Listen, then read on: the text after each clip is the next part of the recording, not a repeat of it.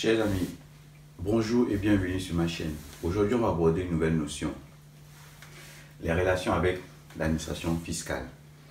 Alors, la notion va porter sur quoi exactement? Ici, c'est de comprendre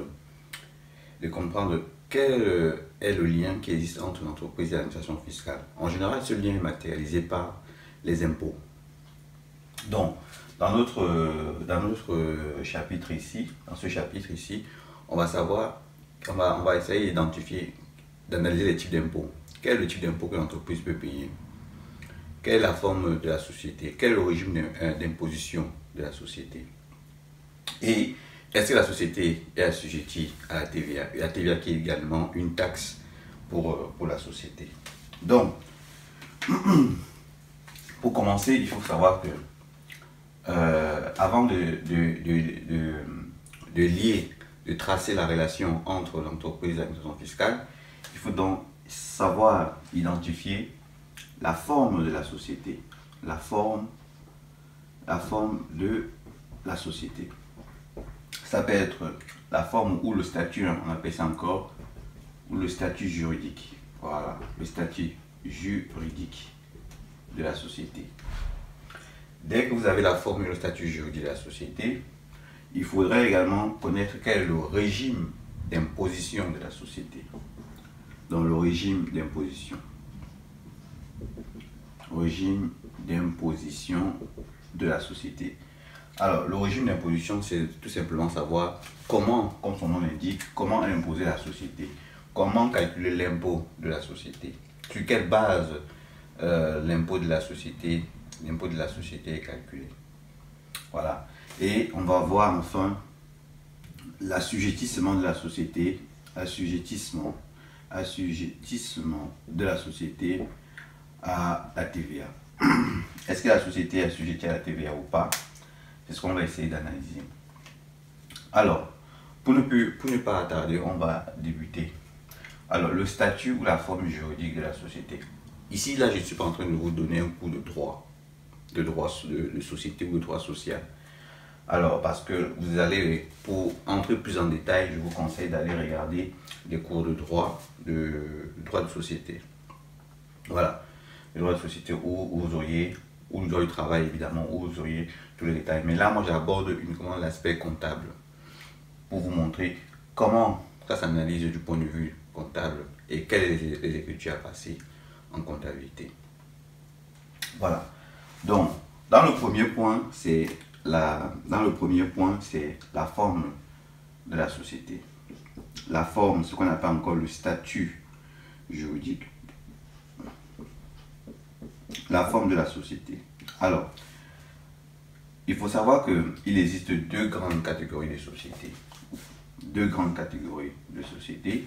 On a les sociétés de personnes et les sociétés de capitaux. Ok? Donc, les sociétés de personnes et les sociétés de capitaux. Alors, qu'est-ce qui les différencie? Les sociétés de personnes, ce sont des sociétés dans lesquelles le résultat dégagé par l'entreprise appartient aux personnes qui constituent la société, appartient à ces personnes qui forment la société. Le résultat n'appartient pas à la société. Autrement dit, le résultat ici est imposable entre les mains des associés. Ce n'est pas la société qui paye. En général, les sociétés de personnes, on peut citer on peut citer les entreprises individuelles. Les entreprises individuelles à responsabilité limitée, ce sont les sociétés de personnes.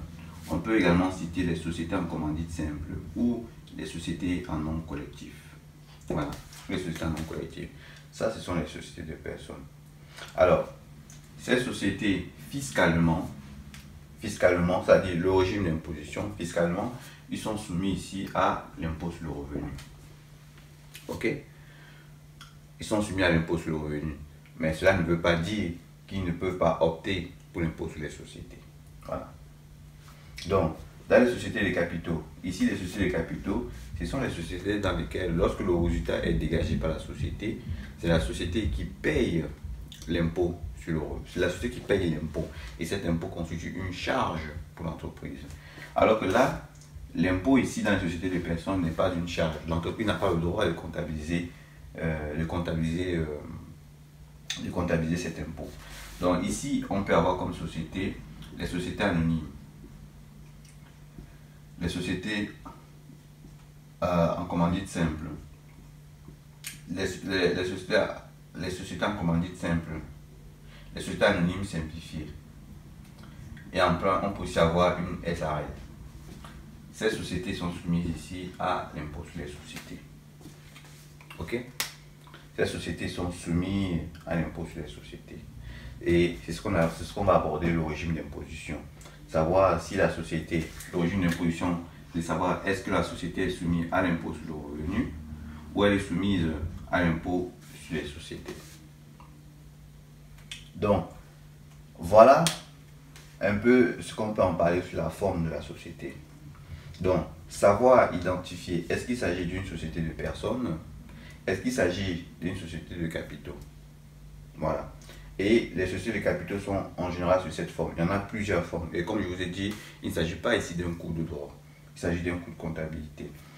Donc, je ne dois pas entrer en détail dans les différentes formes de sociétés. Mais sinon, il y en a plusieurs. Donc, voilà la différence. Ici, l'impôt est une charge pour la société. Dans les sociétés de capitaux, l'impôt est une charge pour la société. Alors que dans les sociétés de personnes, l'impôt est une charge pour les associés. Ok? Est une charge pour les associés dans une société de personnes.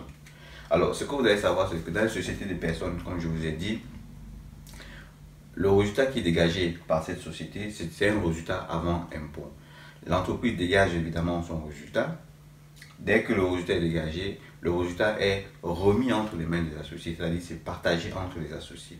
Et les associés, comment ils sont imposés? Les associés sont imposés à l'impôt sur le revenu.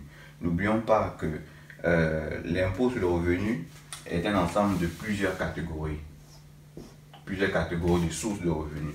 On peut avoir comme impôt sur le revenu les bénéfices industriels et commerciaux. On peut avoir les bénéfices non commerciaux. On peut avoir les bénéfices agricoles. Vous pouvez aussi avoir les revenus des capitaux mobiliers. Vous pouvez aussi avoir la rémunération du dirigeant comme impôt sur le revenu. Vous pouvez avoir aussi les plus-values immobilières, les plus-values mobilières et les plus-values sur les biens meubles. Vous pouvez aussi avoir ça. Ok? Et il y en a plusieurs types. Voilà, ça ce sont les différentes catégories d'impôts sur le revenu. Donc, dès lors que l'entreprise, société de personnes réalise un bénéfice, ce bénéfice est partagé entre les différents associés. Et il faut savoir, est-ce que ce bénéfice constitue un bénéfice industriel et commerciaux? Est-ce que ça constitue des bénéfices non commerciaux? Est-ce que ça constitue des bénéfices agricoles? Donc, ce bénéfice est donc partagé entre ces différents associés. Chacun prend une quote-part, soit 5%, 10% en fonction de sa participation dans le capital de la société de personnes. Donc, dès qu'il reçoit, s'il s'agit des bénéfices non commerciaux, des bénéfices industriels et commerciaux, il reçoit et il va être imputé au niveau de son foyer fiscal. Ok? Donc, au niveau de son foyer fiscal, il va prendre même ses salaires, il va additionner tout ce qui est revenu catégoriel ici. Il peut aussi avoir les traitements et salaires. Il va additionner ça, y compris ce qu'il a perçu ici, pour pouvoir être soumis ici à l'impôt sur le revenu, sur lequel on va calculer l'impôt qu'il doit payer. Donc, en gros, voilà ça. Dans les sociétés de capitaux, ici, l'entreprise réalise un résultat. Et sur ce résultat, l'impôt est calculé. On calcule également l'impôt là-dessus. Et c'est la société qui prend en charge cet impôt. Donc, cet impôt vient s'ajouter dans les charges de la société. Voilà, et on dit que la société est soumise donc à l'IS. Maintenant, le taux, quelles sont les différentes catégories? Alors, Le régime d'imposition. 2. Donc, le régime d'imposition. Alors, le régime d'imposition. On a dit que la société peut être soumise soit à l'impôt sur le revenu, sachant que l'impôt sur le revenu, c'est la somme des revenus catégoriels, somme des revenus catégoriels.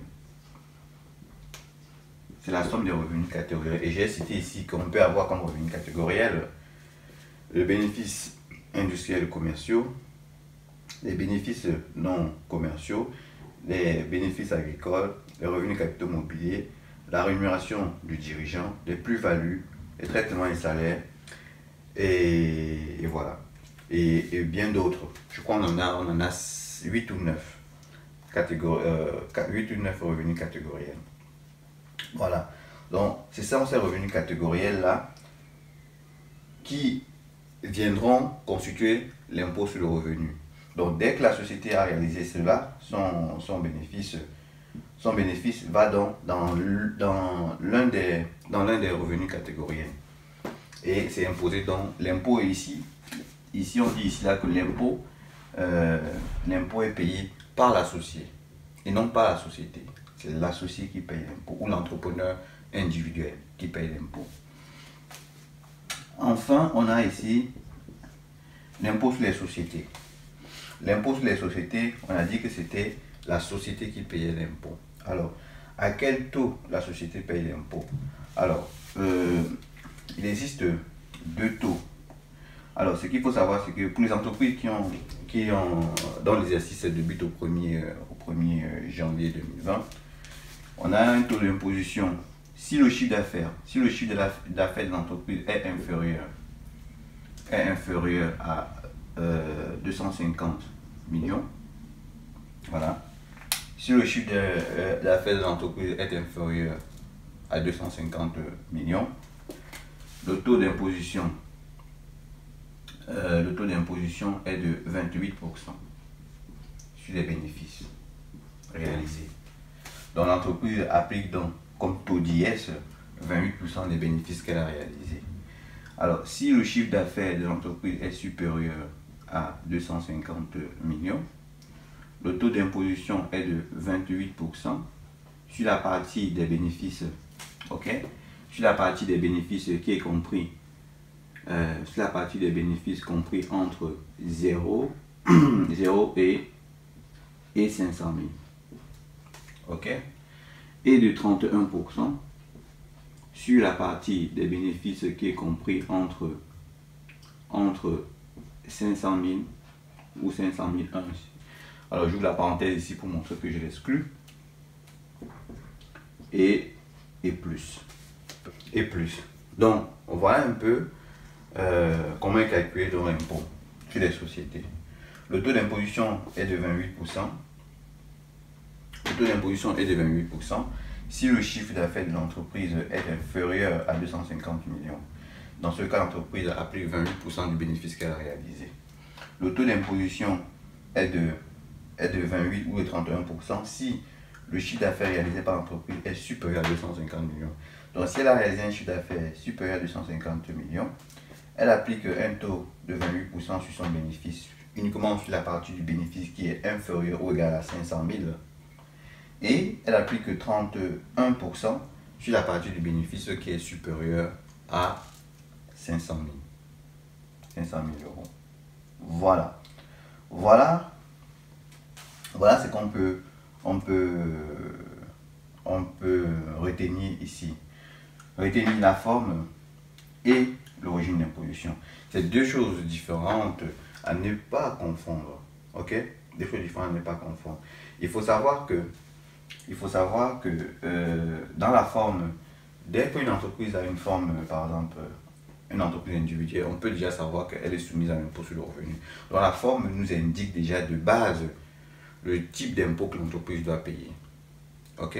C'est pour ça que c'est ce qu'on appelle ici l'imposition de plein droit. L'imposition de plein droit. En général, les sociétés de personnes sont imposables de plein droit à l'impôt sur le revenu. Mais ces sociétés peuvent également être imposées à l'impôt sur les sociétés s'ils en font la demande. S'ils en font la demande, s'ils optent pour l'impôt sur les sociétés. Ok? Donc voilà. Et les sociétés de capitaux sont d'office de plein droit imposables à l'impôt sur les sociétés. Voilà. Donc voilà ce que nous pouvons voir aujourd'hui. La forme de la société, le régime d'imposition. Et là, on va essayer d'analyser un peu l'assujettissement de la TVA.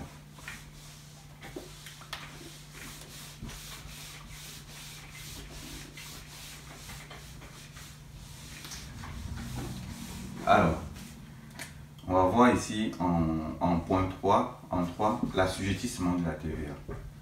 L'assujettissement de la TVA. Ok? Alors, ce qu'il faut comprendre, c'est que pour être assujetti à la TVA, c'est très simple. Hein? Pour être assujetti à la TVA, il suffit d'en faire la demande auprès de l'administration fiscale et d'office vous êtes assujetti et l'administration fiscale vous donne l'autorisation d'être assujetti à la TVA. L'assujetti à la TVA, c'est quelqu'un qui est censé normalement récupérer la TVA pour le compte de l'État. Lorsqu'une entreprise est assujettie à la TVA n'est pas une charge pour elle. Ce qu'il faut savoir, c'est que la TVA, c'est un impôt, c'est un impôt qui est payé ici par le consommateur final. Donc, payé par le consommateur final. Par le consommateur final. Ok? C'est ce qu'il faut donc savoir. Ce qui signifie donc que l'entreprise, lorsqu'elle assujettit à la TVA, elle est censée collecter la TVA et reverser à l'État. Autrement dit, si une entreprise fait des achats et des ventes, disons voilà, elle a fait des achats, ici elle fait également des ventes. Au moment où elle achète un bien, elle achète évidemment à une autre personne, puisqu'elle elle achète en tant qu'acheteur, ou bien acheteuse à une autre personne, elle achète la TVA elle achète un bien dont la TVA est de 50 euros. Le jour où elle vend ce bien, elle applique également la TVA. Elle applique également la TVA qui sera au final également de 50 euros. Vous voyez que l'entreprise en elle-même ne supporte pas la TVA, puisque lorsqu'elle achète, oui, évidemment, elle sort de l'argent pour acheter, elle sort 50 euros de sa poche. Oui, mais lorsqu'elle vend le bien, elle récupère les 50 euros, si elle vend la totalité. Par exemple, si c'était peut-être 5 biens pour une TVA de 50 euros. Si elle arrive à vendre peut-être 3 biens, et que la TVA qui en découle est de 20 euros. Ce qui signifie donc que l'État, étant donné qu'elle a sorti 50 euros de sa poche, et que c'est seulement 20 euros qui est entré de sa poche, elle va demander à l'État de lui restituer les 30 euros en plus. Donc en fin d'année, normalement, sur la CA12 ou la déclaration de la TVA, l'État va restituer 30 moins 20 pour la partie de la TVA qu'elle n'a pas pu récupérer. Ok?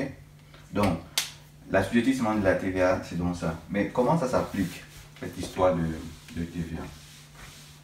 Alors, ce qu'il faut savoir, c'est que il existe la TVA au niveau, la TVA sur, attendez, la TVA sur les biens et services. La TVA sur les biens et services, 2 points, le cas général. Le cas général, ça signifie que l'entreprise n'a pas opté, pas d'option pour les débits. Voilà, pas d'option pour les débits. Donc lorsqu'une entreprise est assujettie à la TVA, il faut savoir que la TVA, il faut faire la différence entre la TVA sur les biens et la TVA sur les services. Voilà. Ça, c'est le cas général. L'entreprise n'a pas opté pour les débits. Cela signifie quoi? Cela signifie que lorsque l'entreprise n'opte pas pour les débits, cela signifie que l'entreprise n'a pas besoin d'attendre, l'entreprise n'a pas besoin d'attendre que le compte client soit débité pour pouvoir demander, pour pouvoir récupérer la TVA. Elle n'a pas besoin. Donc dès que il existe un paiement, l'entreprise doit automatiquement récupérer sa TVA. Donc la TVA sur les biens. La TVA sur les biens. Donc la TVA sur les biens est exigible à quel moment?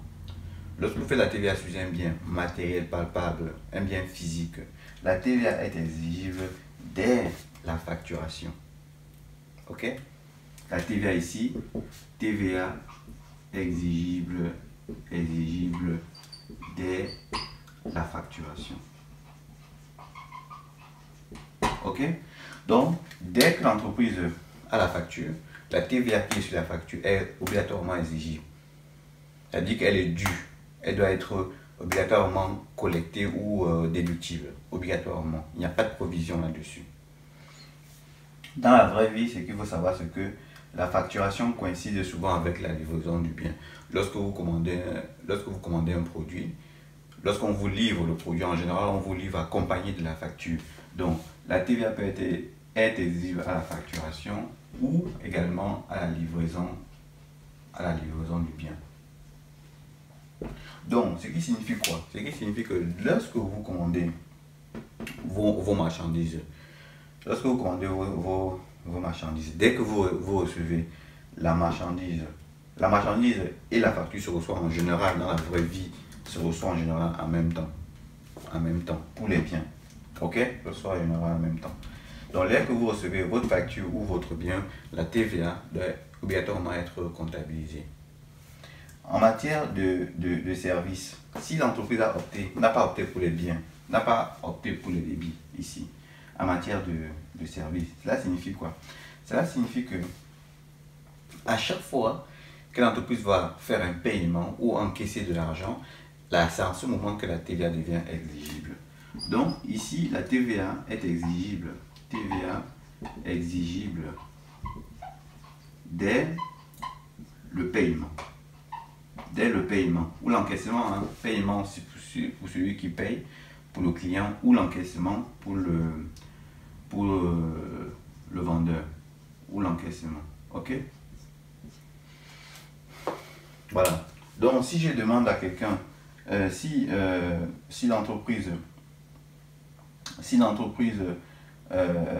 procède à un entretien, par exemple, un entretien d'un véhicule, c'est une prestation de service.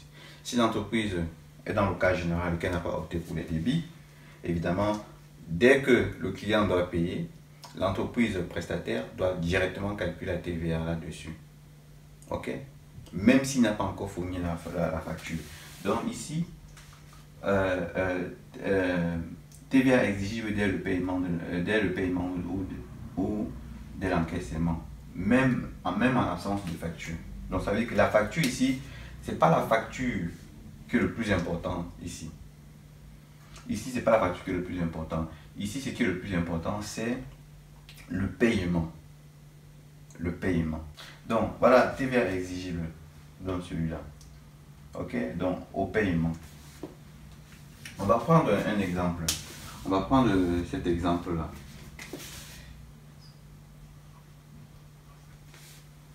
On va prendre cet exemple-là. On va dire ici la réparation d'une machine industrielle. Le 17 9e mois, le client verse un acompte de 9600. Donc on a là, si on fait une courbe de temps, on a ici le 17 9e mois, on a ici un acompte. Ok, on a ici un acompte. Le 29, fin de la prestation de services, facture hors taxe de 30 000. Donc ici, on a le 29. Le 29, 9, ici, on a la facturation. Ça, c'est la facture. On perçoit la facture.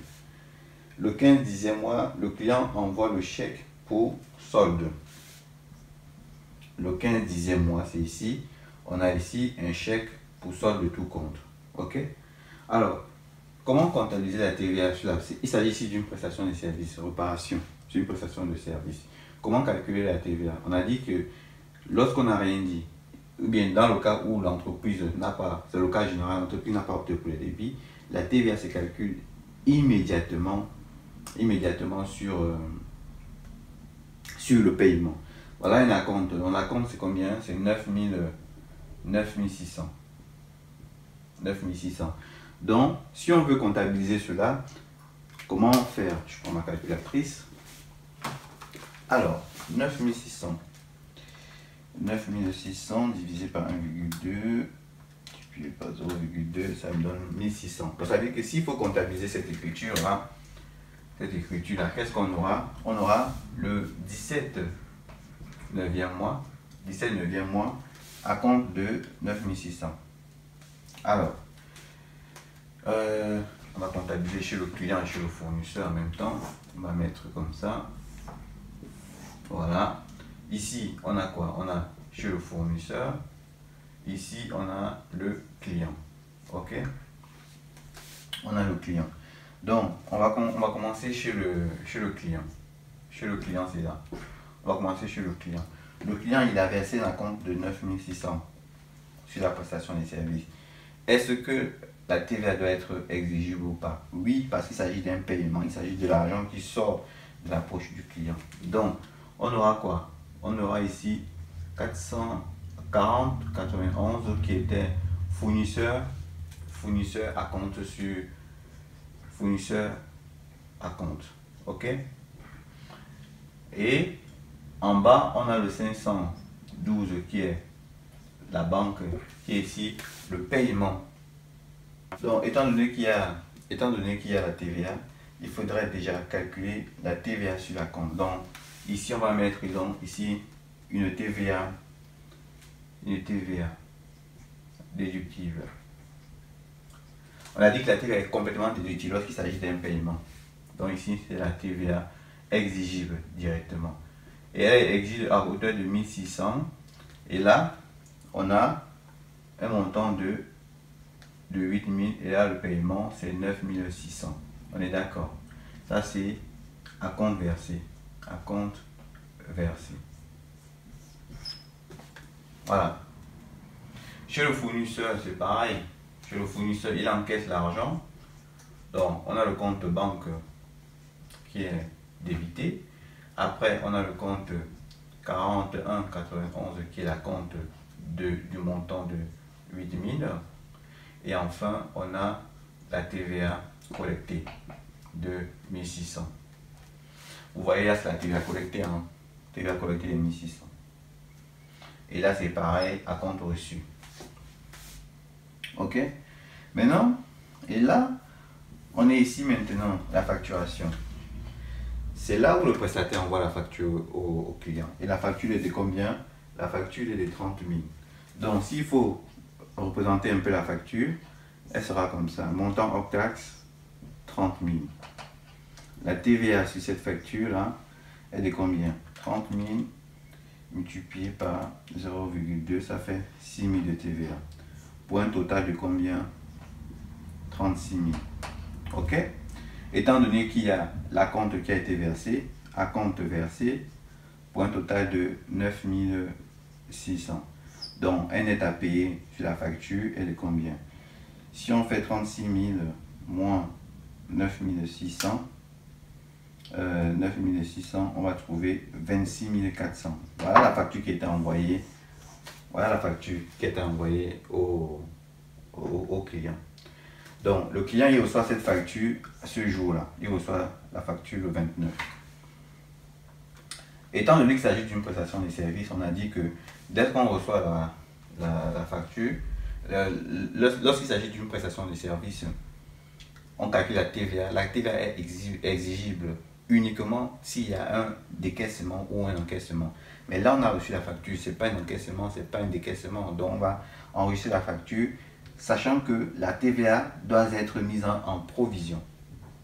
Elle doit être mise en provision. Alors, comment comptabiliser la facture ici? Il s'agit de quoi? D'une opération. Ça dit 615. Entretien et réparation. C'est le numéro de compte. Entretien et réparation. Alors, la facture est enregistrée pour son montant hors taxe, 30 000.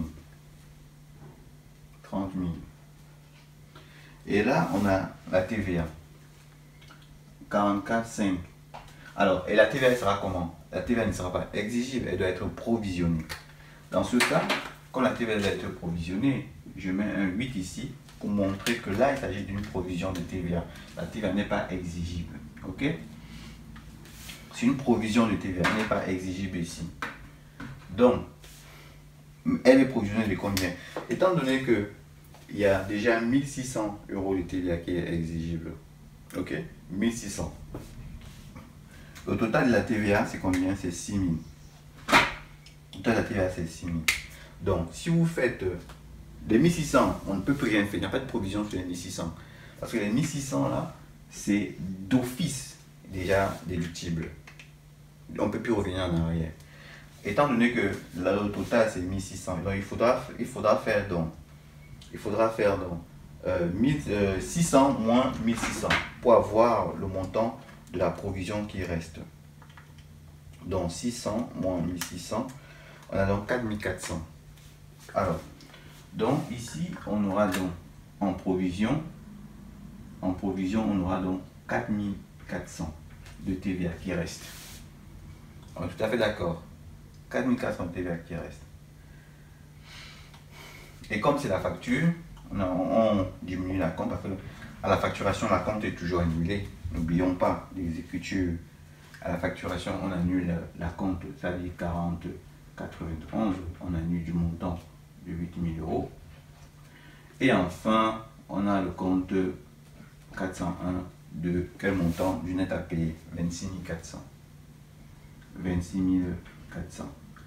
Alors, si vous faites 26 400 plus 8000, vous auriez bien total débit égal total crédit. Donc, 26 400 plus 8000, ça me fait 34 400. Et là, si je fais 30 000 plus 4000, ça me fait également 34 400. Donc, ça c'est la facture de la réparation. Ok? Ça c'est la facture de la réparation. Pareil chez le fournisseur. Le fournisseur, qu'est-ce qu'il fait? Il enregistre la prestation de services. C'est 706, prestation de services de quel montant? 30 000. Il enregistre la TVA provisionnée. Je dis bien provisionnée. Ok? La TVA provisionnée, collectée de combien? De 4400. Et là, il enregistre, il annule évidemment, il annule la compte. Il annule la compte de 8000. Et enfin, il y a une dette de combien? De 26 400. Ok? On est tout à fait d'accord là-dessus. Donc, on voit bien que lorsqu'il s'agit des prestations de services, la TVA est exigible dès le paiement ou dès l'encaissement. Ici, il y a eu un paiement. La TVA a été exigible. C'est pour ça que ce compte-là n'est pas provisionné. Quand vous voyez le compte de TVA au moment du paiement de la compte ici, ce compte n'est pas provisionné. Ce compte n'est pas provisionné. C'est vraiment un compte définitif. Maintenant, là, c'est la facturation. Ce n'est pas un paiement, ce n'est pas un encaissement. Donc, la TVA est provisionnée. Ce que vous voyez ici. Et là, on nous dit ici là que le 15 et 10e mois, le client envoie un chèque pour régler son solde. Vous voyez ici que chez le fournisseur, le client doit 26 400. Donc le fournisseur reçoit donc ce chèque. Alors, comme il reçoit ce chèque, ça fait donc quoi? Entrée d'argent. Donc à chaque fois qu'il y a une entrée d'argent, on va calculer dans la TVA. Donc on va d'abord solder. On solde le compte client, donc 512 par combien? Le chèque qui a été envoyé. Le chèque qui a été envoyé, c'est évidemment la dette, c'est-à-dire les 26 400. On solde le compte 411, le compte client, 26 400. Et comme il s'agit d'une entrée d'argent, il y a aussi la TVA. Donc 44,5. Et la TVA cette fois-ci, c'est une TVA quoi? Cette fois-ci, la TVA ici, c'est une TVA collectée définitive. Ok? La TVA collectée, c'est ici 44,5. 7, elle est définitive. De combien? de 4400. Et là, on va solder le compte provision qu'on avait enregistré au départ de 4400.